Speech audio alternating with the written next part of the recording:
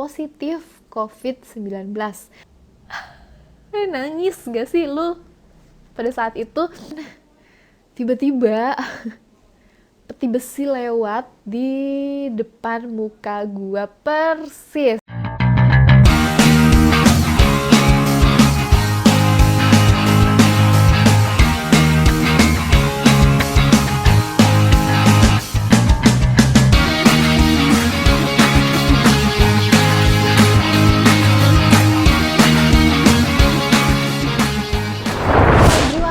Back to my YouTube channel. Balik lagi sama gue Tiranisha. Di video ini agak-agak berbeda, sorry banget, dan gue juga di sini masih belum fit banget, tapi ya seperti yang kalian lihat, gue udah berada di kosan gue lagi dan dalam keadaan sehat dan menuju masa pemulihan lah ya. Gue masih belum sembuh total, tapi sudah bisa ya ngobrol-ngobrol sama kalian. Dan di video ini gue pengen ngasih jawaban dari semua pertanyaan-pertanyaan kalian dan DM-nya kalian. Alhamdulillah banyak banget yang sayang sama gue, yang peduli sama gue. Makasih banget guys.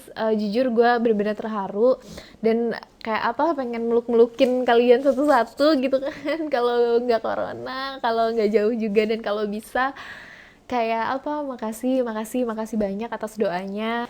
Tapi banyak juga yang penasaran gue ini sebenarnya sakit apa, dan banyak yang pertanyaan-pertanyaan yang mengarah apakah gue COVID atau penyakit lain. Ya di sini gue pengen jelasin ke kalian secara langsung aja. Dan sorry banget juga gue nggak bisa balesin DM kalian satu-satu karena emang banyak banget. Nah, jadi kemarin itu gue ada masuk rumah sakit sampai 2 kali. Sampai 2 kali. Yang pertama itu pada hari Jumat. Pada hari Jumat itu gue masuk UGD karena perut gue yang di sebelah kiri itu sakit banget. Terus dan itu udah bener-bener, gue sama si Pup udah bener-bener bingung harus ngapain karena sakitnya bener-bener yang udah nggak tertahan, dan gue juga udah kejer parah. Gue video call sama orang tua gue juga udah yang gak jelas banget karena gue udah nangis gak jelas gitu loh. Akhirnya kita mikir ya udahlah kita ke rumah sakit aja, meskipun di pikiran kita tuh sampai berpikir beberapa kali lah ya untuk pada kondisi saat ini mutusin buat ke rumah sakit gitu. Karena pas nyampe sana gue sempat pingsan juga gitu kan. Terus gue langsung dibawa ke UGD sama perawat-perawatnya, dan di sana perawat-perawatnya itu menggunakan APD lengkap ya, seperti yang kalian lihat di Instastory gue. Mereka benar-benar lengkap, pakai APD, pakai sarung tangan dan lain-lain, pakai masker gitu kan, kayak benar-benar anti COVID. Karena ya kalian tahu lah ya, UGD itu kan gerbang pertama rumah sakit. Jadi pasien pertama masuk itu kan pasti lewat UGD dulu gitu kan. Jadi ya pasti pertahanan mereka harus lebih kuat dong gitu, dan mereka menggunakan APD yang lengkap gitu. Dan di situ gue udah dikasih suntikan melalui infus, terus dikasih obat perlindungan nyeri, terus gue dicek darah dan lain-lain. Terus hasilnya keluar pada hari itu juga, dan gue divonis yang pertama itu gue kena ISK atau infeksi saluran kemih. Terus yang kedua gue kena asam lambung. Gue nih udah di rumah aja udah, berjemur udah, ya kan, cuci tangan kalau misalkan abis dari luar udah, makan makanan yang bergizi udah. Satu hal yang gue lupain yaitu rajin minum air putih. Nah di sini gue terkena infeksi saluran kemih yang disebabkan karena gue kurang minum. Gak lucu banget gitu kan, kayak yang gue kurang minum air putih, dan dokternya nyaranin berkali-kali tolong minum air putih yang banyak gitu kan. Dan ini juga gue share ke kalian. Nah gue jangan sampai kayak gue gitu kan, kalian lupa minum air putih karena saking ya udah santuy gitu, saking santuynya di rumah akhirnya lupa minum air putih. Nah di hari Jumat itu ada pengalaman gue yang benar-benar menyeramkan sekali. Dan gue bener-bener kayak please, ini bener-bener serem banget. Gue di situ yang langsung ya Allah yang langsung kayak gitu. Nah tiba-tiba Kalian tahu nggak sih rumah sakit di UGD itu, yang belum pernah ke UGD gue kasih tahu, yang belum pernah masuk rumah sakit gue kasih tahu ya. Jadi di UGD itu dia sekatnya itu nggak dinding gitu, dinding pak dinding, bukan pakai sekat dinding ya. Jadi dia itu kayak pakai gorden doang gitu. Jadi lo kayak tempat tidur lo di sekat gorden, ada pasien lain, sekat gorden lagi gitu kan ya. Di sebelah kiri kanannya tempat tidur gue itu kalau nggak salah sekitar 5 sampai 6 pasien lah ya. Dan gue ada di bilik kedua gitu. Nah, gue di tempat tidur yang kedua dan gue tuh denger tangisan ibu-ibu gitu, nangis yang bener nangis sekejer-kejernya itu kayaknya kayak 2 atau 3 bilik sebelah kanan dari tempat tidur gue gitu. Wah itu tuh bener-bener nangis kejer yang ini. Terus gue mikir apa dia meninggal apa-apa gitu. Terus guys, gak lama kemudian tiba-tiba peti besi lewat di depan muka gua persis. Jadi kayak gudu gudu gudu gudu gudu gudu gudu gudu gudu gudu.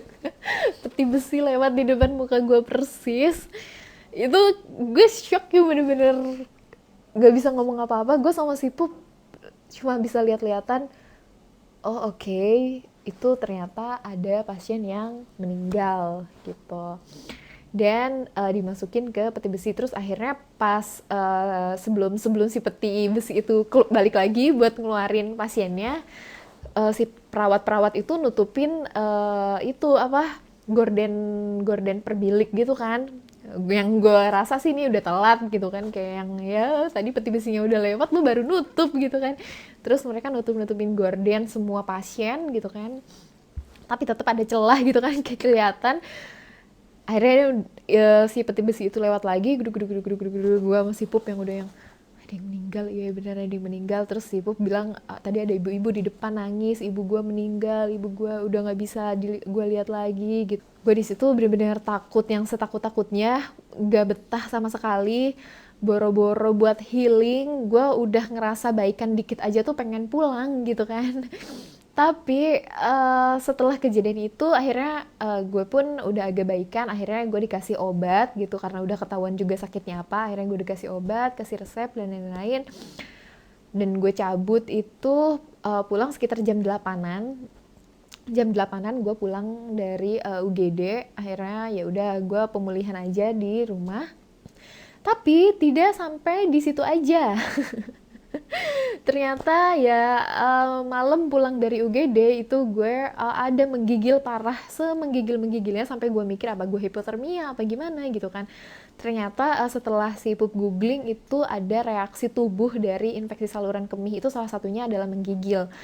Dan setelah menggigil itu berbalik beberapa menit kemudian itu panas tinggi, demam tinggi yang benar-benar setinggi-tingginya, yang benar-benar karena di sini gak ada termometer juga, gue tinggi banget yang sampai gue halusinasi gitu loh. Yang kalau misalkan lo ngelihat barang, pernah nggak sih lo demam kalau lo ngelihat barang kayak TV, lemari itu jadi bener-bener gede banget, terus atau jadi yang kecil sekecil-kecilnya itu kayak udah halusinasi parah gitu kan. Nah itu gue demam tinggi karena di resep dokter yang tadi gue nggak ada gejala demam, jadi gue nggak dikasih obat demam.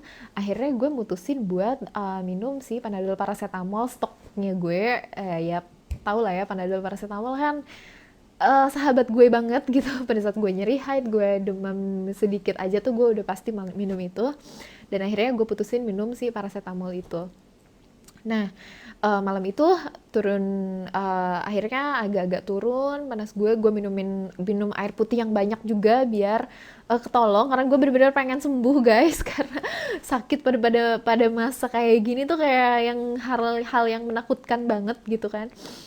Nah, akhirnya pada hari Sabtu gue naik turun demamnya, terus tapi sakitnya udah ada agak-agak mendingan karena dari obat juga mungkin. Tapi pada hari Minggu gue ada salah minum gitu kan, karena gue susah BAB. Ceritanya gue minum susu sama minum Yakult, dan dari jam 12 sampai maghrib itu gue ada muntah-muntah sampai 8 kali. Gue sampai hitung karena bener-bener saking ini gue udah yang keberapa kalinya gitu. Jadi apapun yang masuk itu akan keluar lagi. Dan akhirnya pada hari Minggu kita memutuskan untuk masuk UGD lagi karena gue udah bener-bener kayak apa ya, gak ngerti gue, kayak yang lu buat melek aja tuh susah banget cuy, bener lemah selemah-lemahnya. Lo bayangin lah muntah 8 kali dan itu bener-bener sampai udah kosong banget, udah gak ada banget yang harus gue keluarin, tapi dia bener-bener masih nagih buat muntah gitu. Nah, akhirnya ya udah hari Minggu orang tua gue juga udah confirm.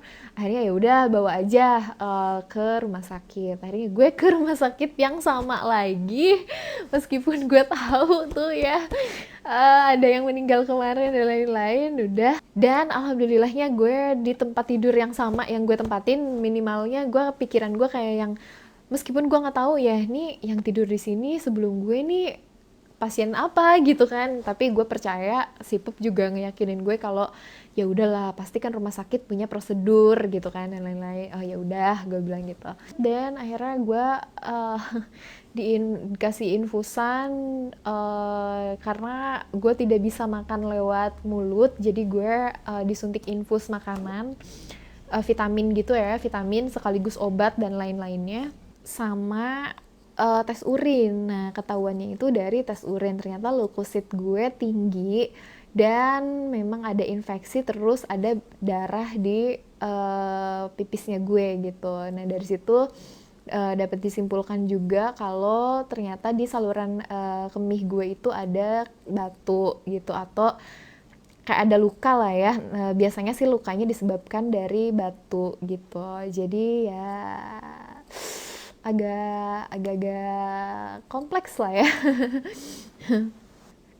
Dokter padahal sudah menyarankan gue untuk rawat inap gitu, tapi karena memang persediaan kamarnya penuh. Dan sejujurnya guys, jadi ada hal yang gue benar-benar takutin kenapa gue nggak mau dirawat inap.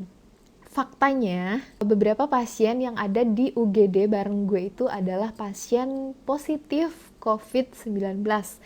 Ini gue tahu karena gue tanya langsung, penasaran ke perawat. Jadi pada saat itu si infusan gue tuh mampet, kayak ngebalik gitu darahnya gitu kan. Nah, terus gue minta perawat buat benerin. Terus gue tanya, karena di situ ada bapak-bapak gitu kayak udah tua banget dari suaranya. Dia tuh kayak yang nafas tapi ngomong kayak gitu loh. Nah, terus gue nanya kan, itu bapak itu kenapa? Sesek kali katanya gitu kan. Dia jawabnya kali loh ya.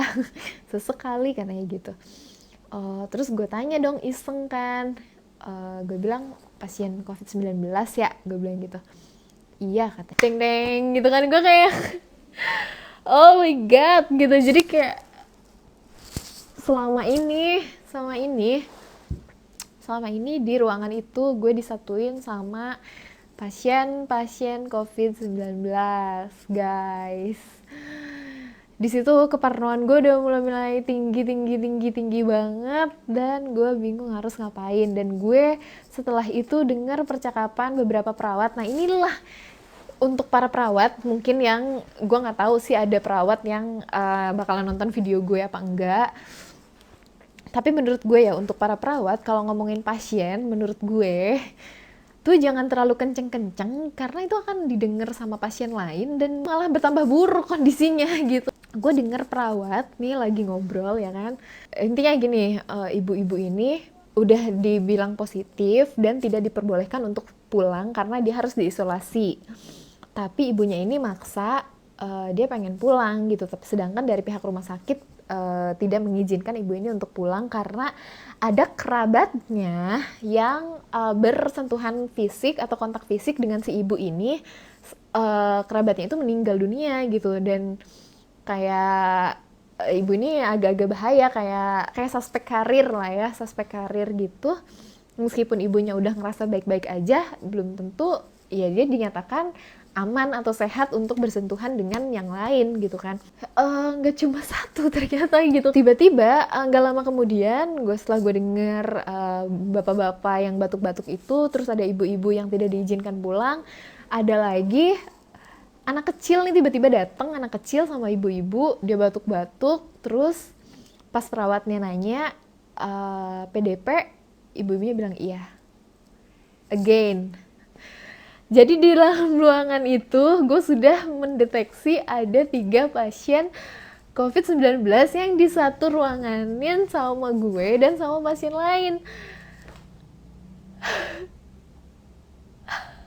Nangis gak sih lu pada saat itu? Tapi gue kayak bingung, gue harus ini yang ngabisin infusan gue gitu kan, tapi gue kayak pengen cepet-cepet pulang, gimana caranya, gue udah gak betah banget, udah gak nyaman banget, pikiran gue udah kemana-mana. Sekarang yang ada di pikiran gue tuh kayak di sana tuh yang ada di pikiran gue kayak yang ini tempat tidur bekas siapa yang gue pegang semua di sekeliling gue, apakah aman apa enggak, terus dan lain-lain, banyak banget yang ada di pikiran gue yang benar-benar gue speechless. Bingung gue kayak yang ini orang yang sehat walafiat bisa kena dong, ya nggak sih menurut kalian gitu, kayak yang wah di situ gue kayak yang aduh ya Allah gitu. Akhirnya gue mutusin untuk udahlah, kalau emang bisa nggak rawat inap, gue tidak mau rawat inap, gue pengen pulang. Kosan adalah tempat teraman saat ini buat gue gitu kan. Akhirnya ya udah, terus si dokternya meskipun udah nyaranin harus rawat inap dan lain-lain, dan beruntungnya pada malam itu memang tidak ada kamar semuanya penuh.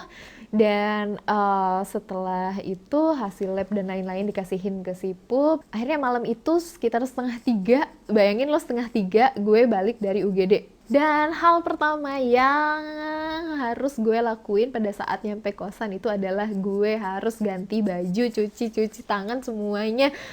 Kayak yang parnonya parah banget sih cuy, dan seserem itu, bener-bener seserem itu.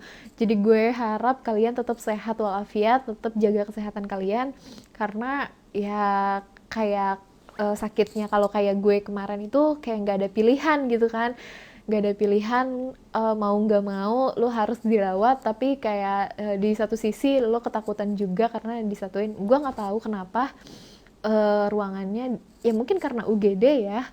Yang bikin gue heran setelah pasien ketahuan positif, kenapa masih di situ gitu, kenapa masih disimpan di UGD, kenapa nggak disimpan di ruangan lain terpisah dengan pasien lain gitu. Pikiran gue tuh orang yang tadinya mungkin kayak gue sakitnya bukan COVID, ya bisa jadi akan ada kemungkinan untuk tertular gitu. Udah serem banget. So buat kalian guys, itu aja cerita dari gue. Ini gak ada yang gue tambahin, gak ada yang gue kurangin. Dan gue yang di sini juga sekali lagi gue nggak nyebut rumah sakit mana gue dirawat. Di semua status gue pun gue tidak ada menyebut gue dirawat di rumah sakit mana. Jadi ya itu mungkin ini saran, kalau misalkan ada perawat atau ada dokter yang nonton videonya gue, mohon dipertimbangkan lagi lah ya untuk menyatukan pasien positif dengan pasien lainnya. Meskipun ya gue tahu itu mungkin UGD gitu, tapi mungkin setelah pasien itu ketahuan positif harusnya ya dipisahkan dengan pasien lain gitu, karena resikonya cukup tinggi gitu untuk menularkan.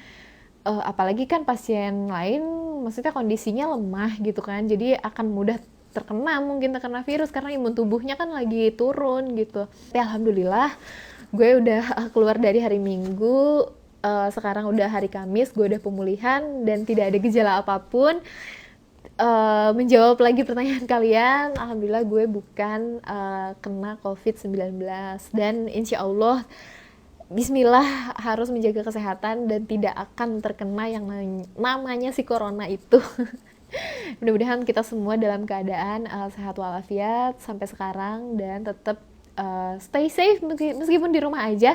Jangan sampai kayak gue, banyakin minum, makan makanan yang bergizi, karena nggak terkena COVID tapi malah terkena penyakit lain, kan gak lucu gitu kan kayak gue. Ya tetap berjemur, rajin cuci tangan. Itu aja guys pengalaman dari gue. Mudah-mudahan apa yang gue alamin tidak kalian alami.